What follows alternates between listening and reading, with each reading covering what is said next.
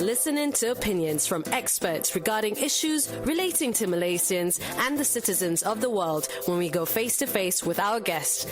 Every Thursday at 11:15 a.m. only on TRAXXfm. It's 18 minutes past 11. Good morning, Malaysia. Otto with you up to 2 p.m. today. And currently in this hour, we have the interview feature of the day. And in the studios right now, we have Kamal, Affandi, Hashim. He's a crime analyst, and we are talking about scams and personal data security. Now, before that, if you want to check us out, you can always do so via our Facebook page at TRAXXfm Official, because we are currently live right now. And should you have any questions with our good guest for today, you can always ask us via our comment section. And please remember to share it as well and like it, because you never know, the information that we might give might be useful to others as well. All right. So once again, thank you so much for coming to the studio. And Kamal, how have you been so far? How was the commute? Yeah, my name is Jamal, not Kamal. I don't know why people pull me here. I mean, seriously, if you check us out on Facebook right now, you can actually look at him. He's much more fancier than I am. I mean, the moment he came in, he just brings this energy to you. And knowing that he's been a crime analyst for more than 2 decades, it's surprising that he is, very up to date, very uplifting as well. His spark is there, and if you see it now, check us out. No, Otto, that's enough. Please. Hey, thank you for the kind words. You look great yourself. Oh no, nothing compared to you. Thank you so much. With the specs, oh my goodness. Wow. Yeah. I have those similar ones as well, but it's back home. Probably it's yours. No, it's not. But anyway, back to the topic at hand. It seems that you have been doing this as a crime analyst for more than 2 decades. I mean, why suddenly? Is it a niche market for you? And you did mention that you are the only one in Malaysia. Is that true? That's true. As far as an Asian is concerned, I believe I'm the only one. Mm-hmm. I have friends all over the world, crime analysts, 1,865 of them, and 1,864 are European Americans, and British and all. Mm-hmm. So as far as I know, I am the one and only of Asian origin. It's always good to know. And Otto, good-looking one. Yeah, that's for sure. Nothing compared to me. But anyway, can you share us your opinion on the current digital crime rate?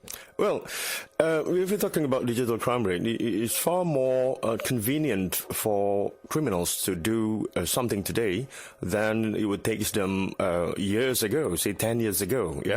10 years ago, criminal would have to scour the streets to find victims, and nowadays they don't have to do that. In fact, as a matter of fact, a victim came to them. I mean, victim encroached into their vicinity. Mm-hmm. That's what happened. Mm-hmm. Yeah. I mean, seriously, crime has become more of a finesse right now because of the digital age right now. So it becomes much more intricate. It becomes much more, in the shadows. I beg to differ on that one. Mm-hmm. I believe we have the opinion of stereotyping criminals that these are, sorry for this language, these are stupid people, their IQs are low and so much so. But in fact, we have a batch of criminals who are very highly educated and highly functional, So they become much more creative nowadays, and with the tools that they have, like gadget, access to internet and all, so they are playing at a different field. They are creative. How would I say, creatures? Mm-hmm. Criminals are creative. Mm-hmm. So what the combination that you need for a case is quite simple. You need a criminal, you need a potential victim, and you need opportunity. Mm-hmm. So a combination of these three would result in a crime case. So in fact, if we're talking about this is a spillover effect of technology. Well, let us go back few 1,000 years ago, at the time of Adam and Eve. Okay, that was the first scam. Oh, really? Yeah. Mm-hmm. Theological parts we cannot. It's a matter of fact and also a historical fact in mankind. Mm-hmm. The first ever recorded crime is actually scam, a deception. where Adam and Eve were deceived. So now, coming back to our years now, in the year 2022 and all that, so we are still being, deceived. Yeah, and some call it white lies. For example, it's lies. Yeah, so you have white lies. Yeah, how old are you? Yeah, I'm just a tad older than you. What? Right? It's not a fact, but it's more into a lie. So what is a lie? Lie is when there is nothing, but yet you present it as something. That's deception as well. Yeah. So the key word, operative word, you're very right, Otto. Deception. So the first ever recorded crime was deception. Yeah, we call it scam now. Scam is another word. Yeah, scam is a fancy word of deception, yeah? Yeah. The operative word is deception. Okay, let's move on to the next question of you. How does this put us as a country on a global scale when it comes to digital crime in Malaysia? Well, every country that I know face the same threat, global threat. So you're talking about consumer basis, for example, shopping activities. So you're talking about hacking, industrial espionage in industrial scale, and you're talking about state-sponsored hacking activities, for example. So these are things that are happening around us. But if you're talking about consumerism, yes. Everyone in the world face the same issue. Yeah. 30 years ago, we talk about this letters allegedly from a prince somewhere in Africa, looking for someone who's very honest, like you, Otto. And still, that thing still happens. I do receive those kinds of emails. Yeah, that's variation of it nowadays. Presented in different aspects. They say, well, I inherit something, I'm looking for someone. Those were the days when technology advancement did not reach us, so we do not know about it. We kind of getting sucked into it. We believe that it might be true.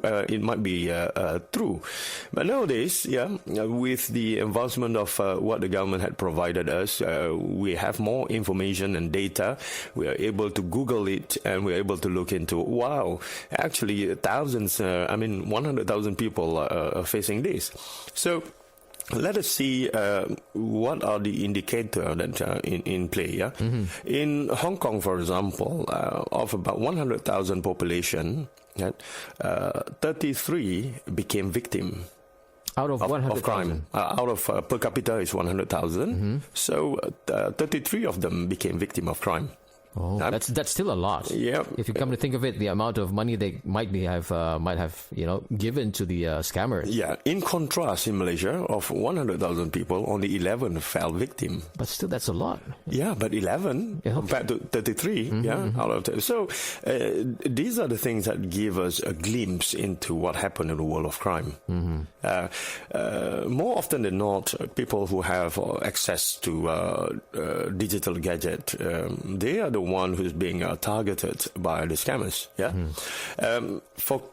For convenience, sometimes you compensate your how should I put it, common sense. For convenience, you compensate it with your common sense. For example, you want to buy something. This happened to me 2 weeks ago. Oh, okay. So people had told me that if you go into this particular site and all, you can buy it and all, but most of them are scammers. So I just put the theory into test. So I ordered something. It stated that it's COD basis. So I received the parcel, but I'm one of the lucky one, I guess, because the guy who delivered the mail said, okay, if you want to open it up, okay, you can take a peek, but normally we don't do that, because if you open it up, then it's yours, you have to pay. It was for a helmet, 250 ringgit, Okay. Immediately after I hold the package, I know it's a helmet, but it's not the one because of the weight. And so, COD, remember, you pay, you get the merchandise. Yes. So I took a peek inside the box, and it wasn't the helmet that I ordered. In fact, it perhaps worth about 20, 30 ringgit. So, but because you place an order and you have to pay once you receive it. So this is how people get scammed. This is prevalent in marketplace Facebook. So be careful of CODs. All right. Yeah. So those are one of the modus operandis that scammers use to actually dupe unsuspecting victims. Aside that, there has been an alarming number of online scams as well, but we're going to take a short break with our guests for today. We have Kamal Affandi Hashim. He's the crime analyst, and we're talking about scams and personal data security. So we're going to take a short break, and we'll be right back with our guests for today, right here on TRAXXfm. Listening to opinions from experts regarding issues relating to Malaysians and the citizens of the world when we go face-to-face with our guest. Every Thursday at 11:15 a.m. Only on TRAXXfm. 31 minutes past 11. Good morning, Malaysia. Otto here, coming to you live from Angkasa, Puri, Kuala Lumpur. Also on our Facebook, we are currently live right now at TRAXXfm Official. That's TRAXXfm OFFICIAL, where you can check out our guest who is all fancy and dressed up for us today. Thank you so much for coming to the studio and, pushing your, I think you were supposed to give a talk somewhere and you pushed it. Yes, thank you so much for coming to the studio.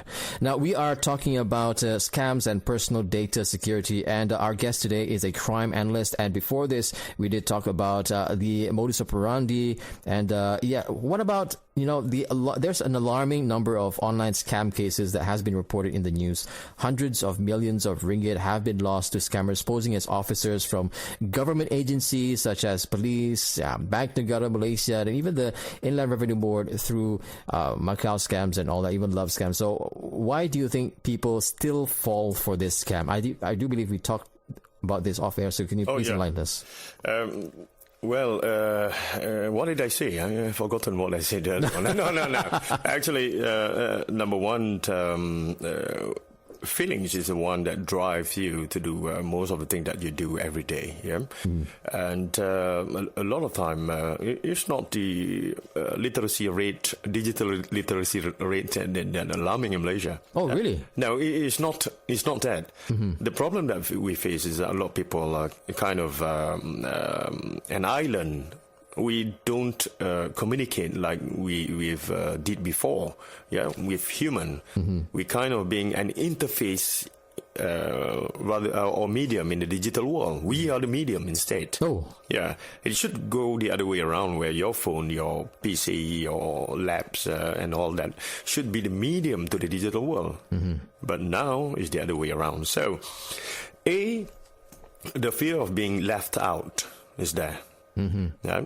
So your feeling of loneliness is not unique to you, but unfortunately, sometimes we do have a feeling of lonesome. This is where love scams enter your life. Yeah, you like to be wooed. Yeah, the fear of being displaced in the world, because you tend to make comparison. Yeah, you don't live in reality. Where sometimes we win, sometimes we lose. Unfortunately, our benchmark is our friend, who kind of show everything on the internet, social media, and it appears that they have everything in life that we don't. And because we make comparison, we certainly difficult to be happy. Yeah. For instance, Otto, when you make comparison, you and me, of course you feel betrayed by your life, right? I feel left out. Yeah. That's a scam. That's a scam. That's a deception over there. All right. Okay. So, love scam takes place in Lonely Heart Planet. Okay. And then we have people who like to compete to be the first. Right? If a particular brand of phone came out, being launched, and you would like to be the first, to brag about it. Not for it used to be street cred. Yeah. Okay. Street credit. Yeah. Nowadays, you want to be idealized, by your friend, because you're the first one who have this. So competition, being competitors in this world, sometimes because of this, you suspend your common sense. And this is what happened. You have a distorted view. I'm not saying it's mental health issue, no, but I would say that in a lifestyle, yes. Lifestyles uncontrollable, perhaps. Yeah, you're not able to control your life. Well, that's dangerous. Yeah, it's kind of when people tell you, Otto, be careful, because a lot of scammers outside there. You say no, you're highly educated. Yeah, you speak good French. Do you? No. No, all right. All I know is the bonjour. But but you do eat French fries, right? I do French fries. A lot. I do eat French fries a lot. But you don't speak French. No. Oh, that amount of French fries don't do you any good, right? No, it doesn't. I say pity you, right? Anyway, yeah. So, other than that, the hunt for cheapest object on earth drives there too, because you could find all things on eBay's, online, platforms, online and all that, and you make comparisons of the cheapest. You want it, you want it so much so that you spend hours and hours looking for it on the internet. Boils down to feelings again. It's all about desire. Desire to be, like what you said early on. It's about loneliness. Yep. And you did mention off air that out of the 100,000 and before this 100,000 in Malaysia, 11 would be duped by these scams. Yeah. And you interviewed some of the victims as well, even scammers. But the victims are normally because they feel lonely and desired to replace that loneliness with this human being apparently. But it's actually a scam. Yeah. And usually, the age group usually that previously in the news they did mention that the age group probably is one of the factors as well because of their loneliness. So mostly about 50. But you did mention that it's even below. It's across the board. Yeah. Oh. The only thing that is what is the word I'm looking for? I'm sorry, my brain is still I know sleeping. Becoming an analyst is so difficult. Yes, you have to analyze everything properly. Yeah. The thing is that for each specific groups, they have a target. People who's generally much more older, like Jew. Senior. Senior. I'm about 33. She must be about 50 or something. All right. So she kind of have more money than us. Because of the work, because of everything. So you're targeted because of your money, not because of your look. But the way they do it is by highlighting and also, exaggerate your looks and everything that you're being swayed off your feet. Do they these scammers? Let's take for example the love scam, right? Yeah. Do these scammers do they monitor the people that they want to scam, or do they just do it out of luck? Well, first we have three types of victims. Number one, let me see, random victim. Random victims. It can be anyone. They just send it out. Some sort of like broadcast it out. Like what we receive through our WhatsApp and all the communication platforms. Number two, the chosen one. And that's dangerous. It's dangerous. So they scour your data, your personal data and all that to look for who most likely could be duped, could be put in a pool of shortlisted as candidates. Number three, the compliant victim. Compliant. What is that? Can you explain? Wow. This is the one that despite all advices that have been given, you give out advice and all that, and they still think that they won't be a victim because they are smart. They're good-looking people, I bet that any good-looking people out there, me included, if I'm good-looking lah, of course. Once upon a time, there must be one incident that we either we had been duped. Yes. So we must recognize the fact that anyone can be a victim. So every time the police, for example, or the Ministry of Communication and Digital advise you on something, it is for the general public, all of us. It is not meant only for the B40s, because we assume they would be the one who is going to spend time and energy on social media, but instead it's for all of us. We have to admit that we can be a victim. That's step number one in avoiding to become a victim. So once you admit or you recognize the need for you to protect yourself, then you will take some steps to avoid it by applying risk management principle. First and foremost, risk avoidant. Now, Otto, how long can you live without your phone? Oh, I've lived before internet. So, how long? I'm not sure. Maybe, in terms of days or hours? No, I can live without days, months, no problem for me. Okay, where's your phone? It's right in front of me. So, pass it to me. Okay. All right. Okay. I can easily, without the pin also, I could access that. Wow. So if you want me to do that, fine. But since you can't live with your phone, okay, why don't you donate it to me? Perhaps, I put it to good use. So we were talking about the access, the security, the part and all that. Yeah. We've been exposing some parts of our life, unnecessary parts of our life, composite data that we have to the world. So in one of the photographs, perhaps there's your house address. Exactly. Yeah. There you go. One of your photographs, there's a recognizable landmark. Yeah. Yeah. That's how people begin to pull this composite and make a picture. It's sort of a jigsaw puzzle, if you like. And this is where they piece together all the information to get one particular profile of you. And that's where the chosen data, chosen scammers will, choose their victims. Yeah, this is how they choose. Because, picture you with an exotic sports car. Can you? No. No, right? She's maybe, I have no comment on that. Perhaps she's a helicopter, she has you never know, airplane probably, private jets. Yeah, private jets and all. If you're just listening to us right now, we have our producer, Giolena, in the studios right now, manning the Facebook Live. But posting information online, it is dangerous in a way because we might spill over some important information for the scammers to actually notice that. Yeah, I want to put the record straight. Yeah, a lot of people say if you have full photograph of your full body photograph of yourself, okay, then the mumbo jumbo thing will come. This is what a lot of ladies that I know, women would say, I don't give my full photograph because I don't want to get all this black magic thing. Makcik also afraid of this black magic. Well, in the world that I live, there's no such thing. I respect the custom of Eastern custom that we have in the practice and all that, But